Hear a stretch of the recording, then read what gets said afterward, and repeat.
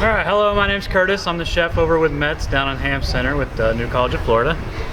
Today we're setting up with the food pantry. It's been a 1-year anniversary. So what I've done today is I've taken all ingredients from the food pantry, and first I'm started with the risotto, which was right out of the box. Just a sprouted risotto, sweet corn and bell pepper. So I made that just according to the ingredients on the package. So we're gonna make these, we're gonna have a few of them, they're gonna be vegetarian. Then I also took a can of chicken that's in the pantry as well, and I'm gonna add that to it so you get a little more protein. You can make a little bit more of a meal out of it. I've already prepared some of this vegetarian jambalaya, and I've done the same thing with that.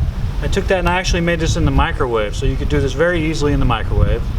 You just add water, some of your favorite spices to give it a little bit more flavor, and just microwave. It takes about 20 or 25 minutes.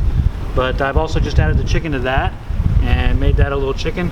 Then over here, I took the clam chowder and I added some corn to it. So most of the ingredients in the pantry are soups, and you got a lot of vegetables, you got a lot of pasta.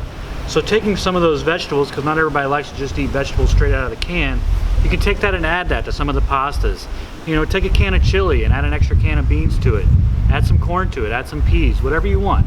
Green beans, it's all available in there, and it makes a really easy meal and makes it better than just eating a can of soup or a can of vegetables. But, you know, thank you very much for being here today, and I've had a lot of fun doing it.